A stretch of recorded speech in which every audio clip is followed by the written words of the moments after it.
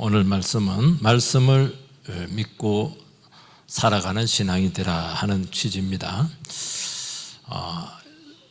우리나라의 그 다니엘 기도회가 참 유명합니다. 김원호 목사님이 은퇴하셨는데 오림교에서 시작한 건데요. 5, 6년 전에 저희 교회에서도 한 2, 3년 했습니다. 같이. 그때 한 목사님의 그 간증이 있었는데 무당 엄마 목사 아들 이 제목으로 아마 요 그대로 유튜브를 치면 그대로 나올 거예요. 한번 들어볼 필요가 있어요. 어떤 내용이냐면은 어머니가 굉장히 센 무당입니다.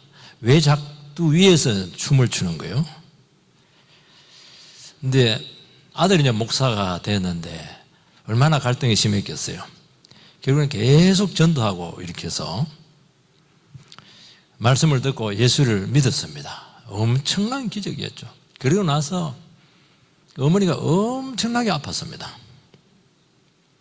그래서 예수 믿게 하는 것도 힘들지만은 믿고 나서 더 기도가 필요하구나, 더 하나의 말씀이 필요하구나. 그래서 계속 말씀으로 어머니에게 다가갔죠. 근데 더 큰 문제는 뭐냐니까 예수는 믿긴 믿었는데 자꾸 이 과거로 돌아가려고 하는 그 힘이 너무 강했다는 겁니다. 왜냐하니까 이 사람은 사람을 딱 보면 과거가 보이는 거예요. 안 보여야 되는데 보인다 이렇게 하는 거예요. 그게 오랫동안 없어지지 않았다는 것입니다. 그게 어떻게 했느냐? 계속 말씀을 가르쳤다는 거예요. 틈만 나면 말씀으로 하고 말씀 듣게 하고 설교 듣게 하고 가르치고 그렇게 했다는 것이 요 간증의 내용이었습니다. 그러면서 말씀의 능력이 있다. 마귀의 권세를 이기는 것은 결국에는 말씀의 능력이었다. 그런 취지의 내용이었습니다. 우리 신앙에는 기적이라고 하는 아주 중요한 요소가 있습니다. 기독교는 기적의 종교예요. 절대로 기적을 부인하지 않습니다. 저도 기적을 일으켜요. 저도 기적을 믿어요. 그런데 이게 신앙에 있어서 결정적인 도움이 되는 것은 아니라는 거예요.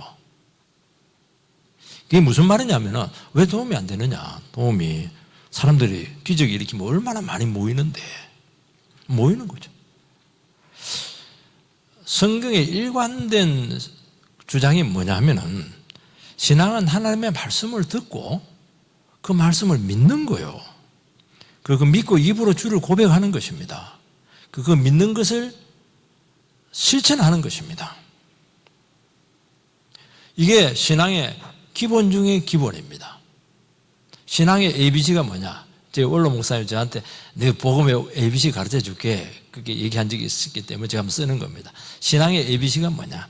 하나의 말씀을 귀로 듣고 머리로 이해를 하고 그것을 믿고 믿음대로 순종하는 겁니다. 그러면 기적도 나타나고 체험도 있고 그렇게 되는 거죠. 바꾸면 안 돼요. 바꾸면 안 가는 겁니다. 체험 중심으로 해버리면 어긋나 버리는 거예요. 여러분, 말씀을 듣고 믿음이 생긴다. 이 원리를 항상 기억을 하시기 바랍니다. 본다고 해서 하나님 살아계시면 좀 느끼겠는데 진정한 완전한 구원을 주는 믿음은 오지 않아요. 그래서 기적이나 체험이 문제가 아니에요. 여러분, 다른 종교도 기적 많아요. 기적이라고 하는 것은 정상적인 게 아닌 겁니다. 비정상적인 상황이 온 거예요. 우리 늘 비정상적으로 살면 어떻게 해요? 정상적으로 살아야죠. 대화하고 부부가 늘 외식만 하면 어떻게 해요? 집에서 늘 같이 모여야죠. 정상적이게 훨씬 더 한 번씩 하는 것이지 비정상적인 것을 너무 그걸 선호를 해버리면 강박증에 걸립니다. 신앙이. 그러니까 살다 보면 외식도 하게 되고 그런 맛도 있고 그렇게 하는 거예요. 그럼 무조건 믿습니다 한다고 되는 게 아닙니다. 뭘 믿는 건데요? 자기 신념을 믿는 겁니까? 자기 머리를 믿는 겁니까? 믿음의 대상이 중요하다는 거 아니겠어요? 믿음의 대상이 예수님이시고 요한복음에서 예수님이 곧 말씀이잖아요. 하나님 말씀을 믿는 거예요. 그래서 이 순서가 중요한 거예요. 하나님 말씀을 듣고 믿고 그러고 나서 순종하면 기적이 나타난다. 체험이 온다. 이 패턴을 여러분들께서 절대로 잊어버리시면 안 될 줄 믿습니다. 예수님께서는 고향 갈릴리 사람들 얼마나 사랑했겠어요? 기적 엄청나게 많이 주었어요. 소돔성에 그 기적 줬으면 너희들보다 낫다 할 정도였어요. 근데 문제는 뭐냐니까 고향 사람들이 말씀은 시시하게 생각하고 자꾸 기적만 달라는 거예요. 그렇게 안타까워했다는 거예요. 주님께서 사마리아 수가성 여자 만나고 나서 다시 고향 갈릴리로 왔을 때 왕의 신하가 죽어가는 아들을 고쳐달라고 오늘 본문에 보면 찾아옵니다. 왕의 신하니까 굉장히 권력자가 높은 사람이잖아요. 그 사람 손잡으면 생기는 게 많아요. 예수님께서는 따끔하게 뭐라 합니다. 왜 표적을 구하냐? 그러고 나서는 왕의 신하에게 와서 좀 안수해달라 했는데도 거절하시고 말씀만 합니다. 살았어. 가. 그렇게 한 거예요. 가서 보니까 나았어요. 일부러 그렇게 했습니다. 여러분 하나님의 말씀을 믿고 순종해서 가서 보니까 나았어요. 그때 가 할 때부터 나았어요. 확인해 보니까. 그러고 나서 온 집안이 다 믿었더라. 하나님 말씀을 믿고 갔기 때문에 나은 거예요. 주님께서는 병나라 그렇게 하지 않았어요. 그러고 나서 전 집안이 다 믿었다는 거예요. 구원을 주었다는 거예요. 그 온전한 구원은 하나님의 말씀을 믿고 갔더니 온전한 구원이 온 것이에요. 첫 번째는 기적이 아니고 말씀이라는 것입니다. 43절 말씀을 같이 읽겠습니다. 시작. 이틀이 지남에 예수께서 그 길을 떠나 갈릴리로 가시며 이틀이 이제 앞부분에 나와요. 4장 앞부분에 예수님께서 수가성 여자, 사마리아가 수가성 여자 만나서 그래서 말씀으로 상담을 합니다. 그래서 기적 없어요. 그리고 완전히 회심을 합니다. 그러고 나서 이 여성이 얼마나 은혜를 받았든지 동네 사람들에게 전부 다 전도를 해서 다 모아놨어요. 예수님께서 이틀 동안 잡혀가지고 거기서 전도 부흥 집회를 했습니다. 그래서 다 믿었어요. 얼마나 많이 믿었대. 휘어져 추수할 때가 되었다, 일꾼이 없다 말할 정도로 그렇게 부흥이 나타났어요. 기적 없이. 41절 말씀을 한번 띄워주시기 바랍니다. 성경에 있는 사람들 바로 위에 있어요. 같이 읽읍시다. 시작. 예수의 말씀으로 말미암아 믿는 자가 더욱 많아. 예수의 기적이 아니고 예수의 말씀으로 말미암아 되어 있죠. 42절도 같이 읽겠습니다. 시작. 그 여자에게 말하되 이제 우리가 믿는 것은 내 말로 인함이 아니니 이는 우리가 친히 듣고 그가 참으로 세상의 구주신 줄을 알미라 하였다. 여기 중요한 게 우리가 친히 들었다는 거예요. 예수님 말씀을 친히 들었다는 거예요. 네 말 믿고 믿는 게 아니라는 거예요. 간증 갖고 믿은 게 아니라는 거예요. 간증은 굉장히 중요했지만은 예수님께서 이틀 동안 예수님의 직접 육성의 말씀을 친히 들었다는 거예요. 그것 듣고 믿었다는 거예요. 그 말씀 듣고 회개하고 믿었습니다. 천국 가려면 두 가지에서 회개를 해야 됩니다. 믿어야 돼요. 내 죄를 회개해야 되고 예수가 나의 구주라는 걸 믿어야 돼요. 그러면 천국 문이 열린다는 거예요. 회개가 뭐냐면은 우리의 삶을 돌이키는 겁니다. 반성하는 게 아니에요. 삶을 확 바꿔버려요. 뜯어 고치는 것이죠. 여러분 이 세상에서 제일 어려운 것이 삶을 돌이키는 겁니다. 가다가 유턴을 해야 되니까 쭉 가고 싶지 돌기 힘들어요. 우리의 생각이 얼마나 굳어 있습니까? 우리 30년, 50년, 70년 그 습관이 있는데 그걸 어떻게 바꿉니까? 못 바꿉니다 그거. 뭘로 바꿔요 그걸? 관성의 법칙이 있다고 하지 않겠어요? 이게 강력한 힘이 필요한 거예요. 이거. 뭐 결심한다고 작심삼일입니다. 안 됩니다. 절대로 수양 절대로 안 돼요. 반성만 아무리 써도 안 돼요. 일주일 지나면 막 까먹어버려요. 안 돼. 그래갖고 인생이 바뀌는 게 아니에요. 오직 말씀의 능력만으로 된다는 거예요. 하나님의 말씀이 우리 귀에 들리면은 그 말씀이 머리로 가요. 머리에서 생각을 하잖아요. 그러면서 이해가 되는 것입니다. 머리에만 있으면 안 되고 그 가슴으로 내려와야 돼. 여기까지 내려오면서 마음이 바뀌는 겁니다. 말씀이 바뀌면은, 마음이 바뀌면은 말씀이 온 인격에 작용을 해요. 그래서 우리에게 진정한 변화가 오고 우리를 움직이게 합니다. 변화와 움직임이 우리에게 온다는 겁니다. 이 모든 것들을 주관하는 게 뭐냐? 말씀의 능력이라는 거예요. 다른 걸로 이게 안 돼요. 작동이 안 되고 변화가 안 되고 움직이게 되지를 않아요. 생각이 바뀌지를 않아요. 습관이 바뀌지를 않아요. 다른 거는 절대로 안 돼요. 제가 어릴 때 정말 시골인데요, 동네마다 정미소가 있습니다. 정미소 굉장히 큽니다. 그 쌀들 다 도정을 했는데요, 이제 쌀 가지고 가마에 떼기로 가져가면 어떻게 하냐니까 그 주인에다가 뭐 이게 쇠골골 같은 걸 갖고 막 가지고 엔진에 걸어 가지고 돌립니다. 그럼 씩폭 씩폭 이렇게 해요. 막 그러면서 갑자기 막 스파크가 팍 일어나면서 참 웅장했던 것 같아요. 뭐 벨트가 돌아가고 막 그 저기 뭡니까 그 서로 어긋나 가지고 만들고 장관이에요, 장관. 그거 아직도 기억이 생생해요. 그래서 엔진에 불이 붙으면서 그 전체 기가 집안 전체거든요. 큰 집에 창고 같은 데 있거든요. 그러면서 막 움직이는데 막 직폭직폭 하는데 막 굉장합니다. 그러면서 쌀이 살살살살살 이렇게 도정이 돼서 나와요.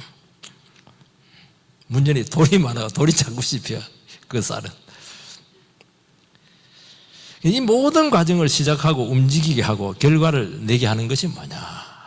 말씀이에요. 그 큰 기계를 돌리는 게 우리가 엄청난 기계거든요. 이 기계가 보통 기계가 아니에요. 살 수가 없어요. 수조원이에요, 수조. 수조원인데 고장난 거 어떻게 해요? 근데 말씀에 들어가면 막 고쳐가지고 우리를 막 돌려내기 시작하는데 기가 막힙니다. 기가 막히고 고집 다 꺾어버리고요, 습관 다 바꿔버리고요, 말씨가 바뀌어요. 눈이 도끼 눈이 막 양의 눈으로 바꿔버리고. 세상에 도끼 눈을 양의 눈으로 누가 바꿉니까? 잔소리 한다고 바뀌겠어요, 그게? 하나님의 말씀이 들리면은 성령께서 역사를 해요. 깨닫게 하고 변화를 주고 움직이게 하고 천지를 만드신 능력의 말씀이 못할 게 뭐가 있겠습니까? 그래서 말씀 중심의 신앙을 가지라는 것입니다. 44절에서 45절 말씀을 같이 읽겠습니다. 시작. 친히 정언하시기를 선지자가 고향에서는 높임을 받지 못한다 하시고 갈릴리에 이르시매 갈릴리인들이 그를 영접하니 이는 자기들도 명절에 갔다가 예수께서 명절 중 예루살렘에서 하신 모든 일을 보았음이더라. 사마리아에서는 수가성 여성을 만나면서 전혀 기적이 없었어요. 말씀으로 되니까 기적을 안 주는 거예요. 나는 왜 기적이 없을까? 말씀으로 다 이해를 하니까 기적이 없는 거예요. 나는 기적이 많았다. 그건 다 집어서 이야기하면, 야, 너는 왜 이렇게 안 믿냐? 예수님 도마에게 내는 손가락에 넣어보기 전까지는 예수님 부활한 건 못 믿겠다. 오라 그래. 손가락 넣어봐라. 제가 안 넣은 것 같아, 보니까. 따끔하게 뭐라 했어요? 보지 않고 믿는 자가 복되다고. 말씀으로 믿는 게 복되다는 거예요. 갈릴리 고향 사람들이 얼마나 예수님께서 사랑했겠어요. 그들이 믿게 하면 무슨 짓을 못 해주겠습니까? 엄청나게 많은 기적을 주었어요. 요한복음의 첫 번째 기적이 가나의 혼인잔치잖아요. 물로 포도진 사건인데 거기가 갈릴리잖아요. 44절 말씀을 같이 읽겠습니다. 44절 시작. 선지자가 고향에서는 높임을 받지 못한다. 주님께서 또 이런 말씀을 했어요. 선지자가 고향에서는 높임을 받지 못한다. 고향 돌아오면서 마음이 답답한 거예요. 선지자는 말씀을 전하는 주의 종이잖아요. 그런데 말씀의 가치를 모르고 자꾸 기적이라든지 체험을 이런 것들을 기대하고 있는 겁니다. 그걸 비판한 거예요. 45절 말씀을 같이 읽겠습니다. 45절 시작. 갈릴리에서 이르시매 갈릴리인들이 그를 영접하니 이는 자기들도 명절에 갔다가 예수께서 명절 중 예루살렘에서 하신 모든 일을 보았습니다. 아니, 예수님께서는 고향 사람들이 선지자들을 이렇게 높이지 않고 배척한다. 그렇게 해놓고는 갈릴리 사람들이 가니까 영접을 했어요. 이게 무슨 말이냐? 말이 틀리지 않겠어요? 분명히 예수님께 비판했는데 실제로 갈릴리인들이 보니까 예수님도 영접을 해요. 영접한 이유가 중요하다는 거예요. 말씀을 좋아해서 영접한 것이 아니었다는 거예요. 예수님께서 예루살렘에 갔는데 예루살렘에서 굉장한 기적을 행했어요. 그래서 인기가 하늘을 찔렀습니다. 그 예수님께서 고향 사람들이 서울에 가가지고 뜬 거예요. 그러니까 인기가 좋아졌죠. 그 순간에는. 그러니까 갈릴리 사람들은 예수님에 대해서 굉장한 기대감이 있었어요. 뭘 여기서도 해달라는 거예요. 기적을 발휘해 달라는 것입니다. 여러분, 기적이나 체험으로 회심도 믿음도 진정한 변화가 오지는 않아요. 어떤 하나님이 살아있다. 우리의 영혼에 충격은 줄 수가 있어요. 여러분, 결혼할 때도 사람의 마음을 바꾸는 말로 바꾸는 겁니다. 여러분들 말로 사랑한다 그 말을 해야 돼요. 아무리 선물 갖다 줘도 말 안 하면 그 결혼 안 돼요. 말이 중요한 거예요. 어떤 남자들은 사나이다 근육을 팍 보여주고 이러는데 그거가 안 넘어가요. 말로 해야 돼.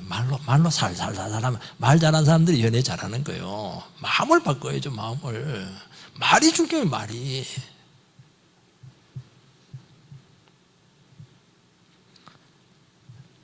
말씀을 듣고 회개하고 그 말씀을 믿고 그 말씀에 순종하는 신앙이 되어야 된다는 것입니다. 이 순서를 놓치면 여러분의 신앙이 뒤죽박죽이 될 거예요. 그리고 굉장히 이상한 신앙이 된다는 것입니다. 그리고 더 중요한 것은 신앙이 자라지 않아요. 신앙을 자라게 하는 것은 말씀이 우리의 영의 양식이잖아요. 말씀을 먹어야 자라지 않겠어요? 그래서 말씀 중심이 되어야 여러분의 신앙이 흔들리지 않고 여러분 인생이 흔들리지 않아요. 얼마나 흔들리는지 몰라요. 무슨 일만 생기면 그냥 청룡절 탄 것 같아요. 한결같아야 되지 않겠어요? 왜 그래요? 말씀을 떠난 신앙을 했기 때문에 그렇다는 거예요. 말씀과 함께하면 갈수록 능력이 나타나고 결국 체험도 엄청나요. 전부 다 기적이 될 것입니다. 저는 작년도 그렇고 올해도 그렇고 계속 기적이에요. 기도하면 응답이 돼버려. 기도하면 불가능이 가능하게 돼버리고 꼭 눈에 보이는 것만 기적입니까 그게? 저는 여러분들 선포합니다. 제 모든 삶은 기적이었고 능평교회를 이끌어온 것은 기적으로 이끌어온 거예요. 내가 무슨 힘으로 한 분들을 어떻게 설득할 수가 있겠어요? 안 되는 겁니다. 그래서 신앙의 핵심은 말씀을 듣는 것이에요. 그리고 제일 중요한 것은 말씀이 들려야 돼요. 말씀이 안 들리면 아무것도 안 돼요. 아무리 봉사하고 아무 상관이 없어요. 오래 신앙자도 지금 말씀이 안 들리면 그건 끝난 거예요. 신앙이 지금 안 되고 있는 거예요. 지금. 그 말씀이 무슨 말씀인지 이해가 돼야 되고 수긍이 돼야 되는 거예요. 맞아. 참 놀라운 것은요, 살아있는 하나님의 말씀이 들리면은 성령께서 내 안에서 확인 도장을 찍어줘. 맞아, 맞지. 재확인을 해줘요. 성령의 내적 증거인데 이게요, 어려운 말로. 그리고 말씀이 이상하게 믿어줘요. 불가능한데. 그럼 말씀대로 살고 싶어지는 마음에 열정이 생겨나요. 말씀대로 사니까 능력이 나타나는 거예요. 하나님 함께 하죠. 여러분의 인생길이 어떻게 될지 알 수가 있겠어요? 지금까지 온 거 고생 많았습니다. 쎄 빠지게 고생했는데 여기까지 왔는데 그래도 하나님 함께 했으니까 여기까지 오지 않았겠습니까? 내가 내 인생을 살면 분명히 얘기합니다. 100% 실패입니다. 돈은 돈 못 번다는 게 아니에요. 인생 자체가 거들났다니까요. 하나님 말씀 붙들면 하나님께서 내 인생을 그때부터 끌고 갑니다. 선한 길로, 의의 길로, 영광의 길로. 내 문제를 주님께 맡기는 거예요. 맡기니까 내 인생이 얼마나 가벼워져요. 찬송할 수 있고 여유도 있고 사랑도 할 수 있고 그렇게 되는 거예요.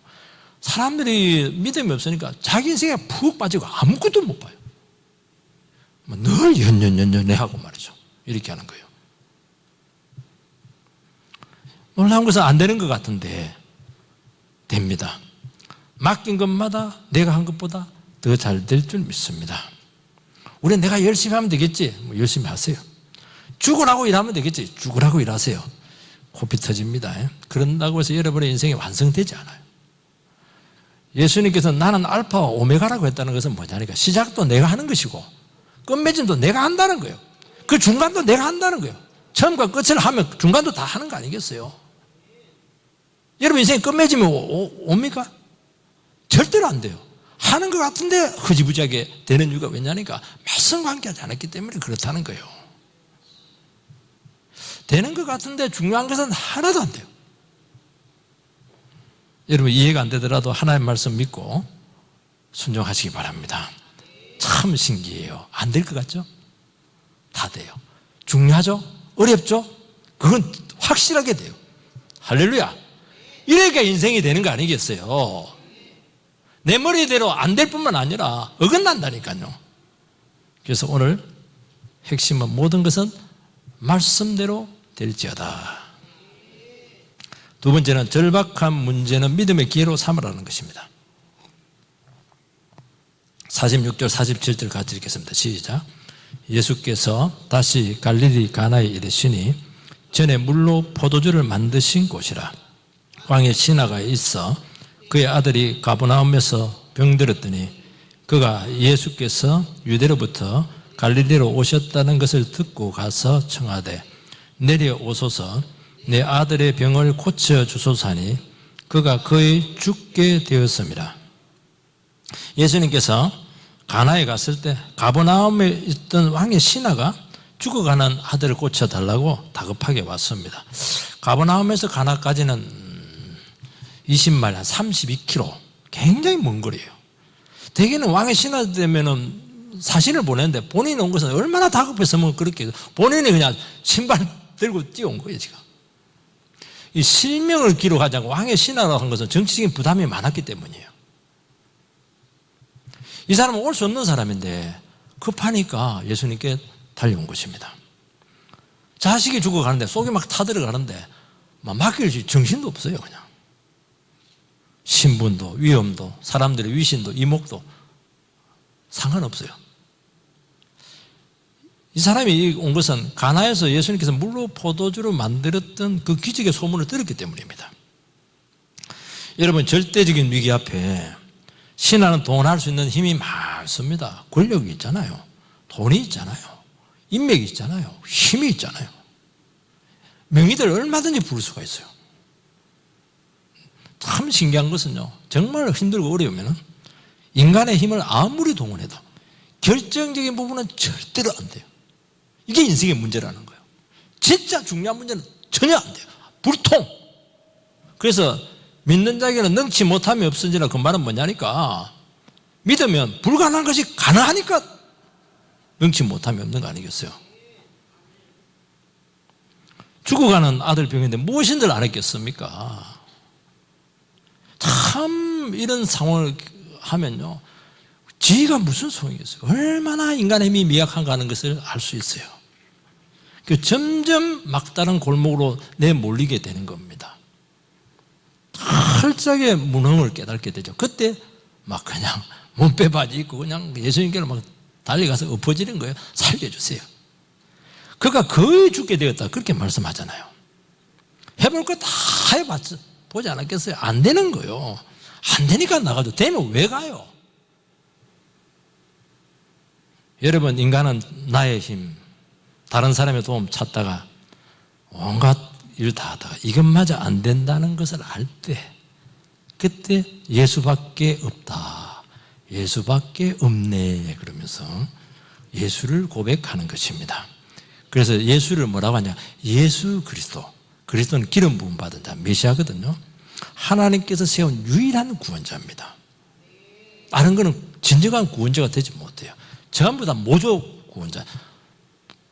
제가 다른 종교에서 미안하지만 부처님도 막 어떤 소크라테스도 그냥 좋은 말 한 거예요. 좋은 말.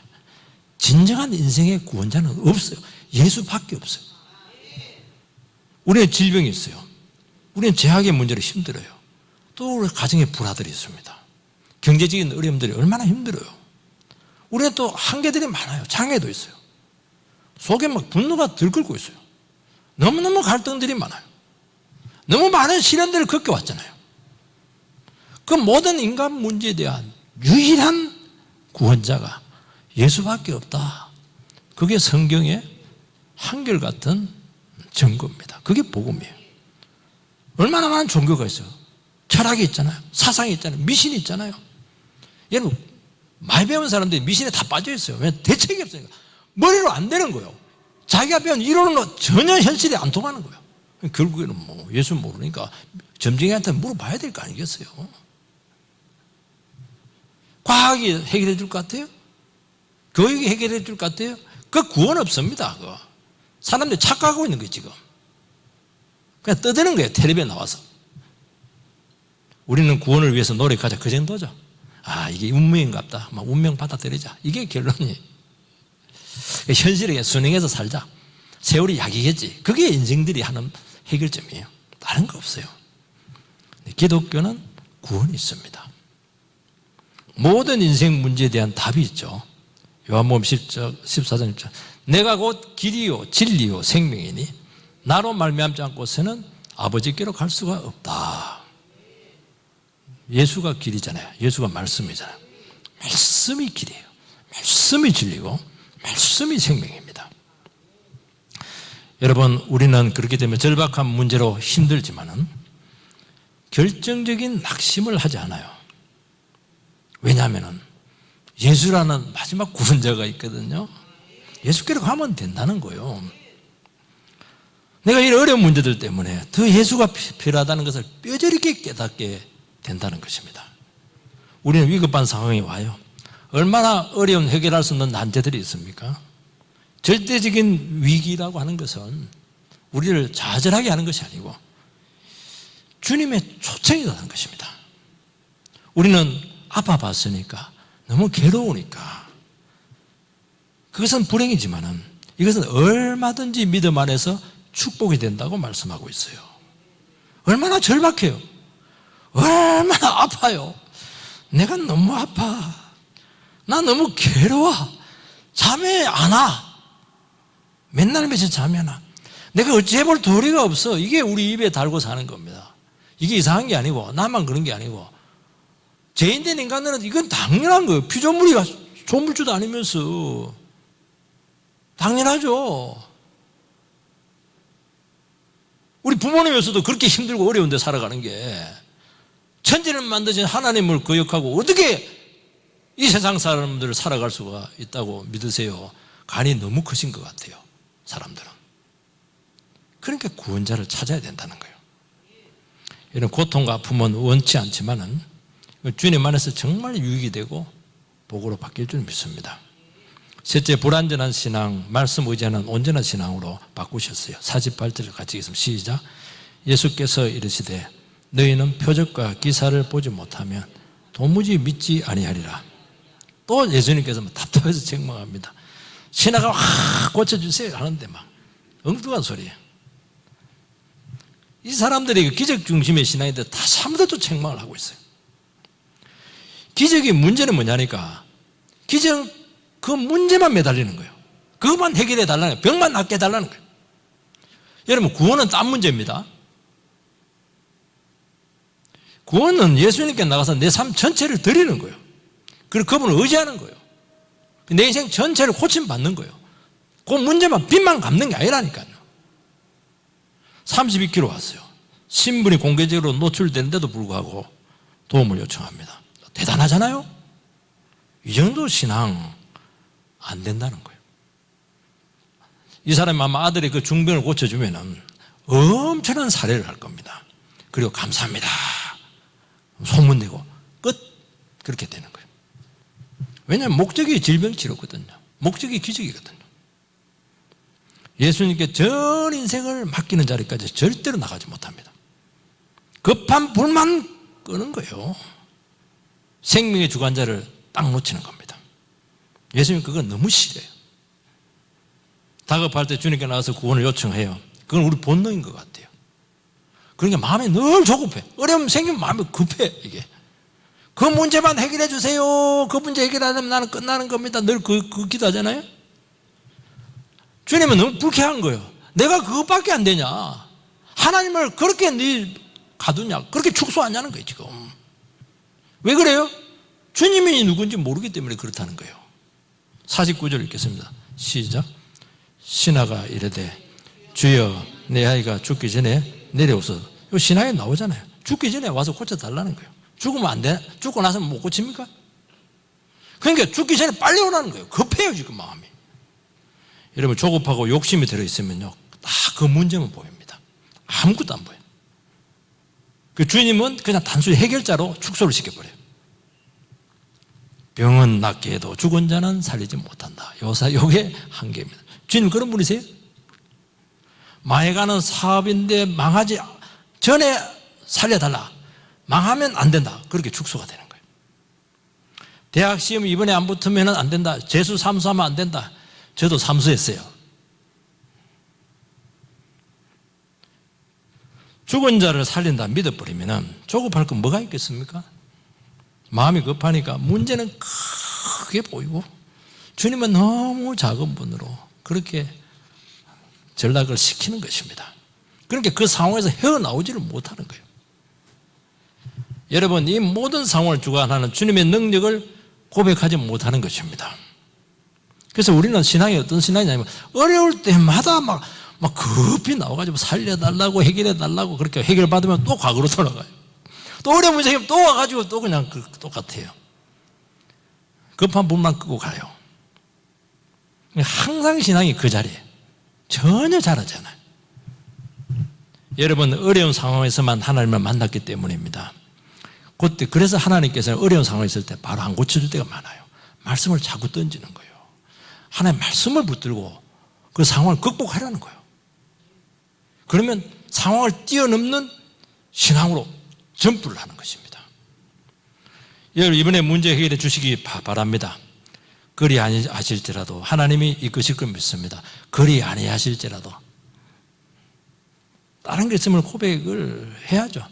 그리 아니하실지라도 감사해요. 주님 뜻을 믿기 때문이죠. 그리 아니하실지라도 사랑해요. 합력해서 선을 이루어요. 언제나 나를 향한 신실한 사랑. 왜 그 찬양을 입으로만 달고 부르세요? 왜 그 고백을 못하세요? 그리 아니하실지라도 하나님은 합력해서 선을 이루세요. 내 뜻대로 꼭 해야 되나요? 여러분 절박한 문제로 견딜 수 없는 한계점에 도달했습니다. 주님께 말씀을 줘요. 그 고난의 뜻이 있는 거야. 그리고 고난에는 때가 있어. 딱 그 말씀 붙들면 되잖아요. 그 속에는 너의 어려움 다 알고 있다는 거예요. 해결책도 다 있다는 거예요. 말씀 붙들면 다 안에 들어있어요. 때도 있고 해결책도 있고 방법도 있고 네 사정도 다 알고 있고 얼마나 네가 다급한지 다 알고 있다는 게 다 포함되어 있는 거예요. 하나님의 말씀 속에. 그 말씀을 딱 믿고 기도하는 거예요. 그 순간 견딜 힘이 팍 생기고 여유가 생기고 신앙이 팍 자라는 겁니다. 신앙이 잘해야지 병만 나고 되겠어요? 여러분 고난 중에 그 문제를 당장 해결해 주기보다 주님께서는 반드시 먼저 말씀을 던집니다. 위기죠. 위기죠. 이때 말씀을 붙들고 그냥 말씀이 여전히 비현실적이거든요. 상황을 붙들까 내 생각을 붙들까 이때 어떻게 해야 되느냐 다시 한 번 더 자기를 죽이세요. 말씀을 붙잡으세요. 죽으면 죽으리라 에스더처럼 죽으면 죽으리라 그냥 한 번 죽지 두 번 죽냐 말씀 붙드세요. 그 순간 이미 기적은 와 있어요. 묻잖아요. 언제부터 살았냐고. 예수님이 가라 할 때 벌써 살았다고 그러냐. 이미 살아있는 거예요. 기적은 이미 와 있는 거예요. 우리는 기적이 크다고 생각하는데 안 그래요. 말씀을 붙드는 것이 더 어렵다는 거예요. 그게 기적이라는 거예요. 말씀을 붙잡는 게 기적이에요. 그게 최고의 기적이에요. 그게.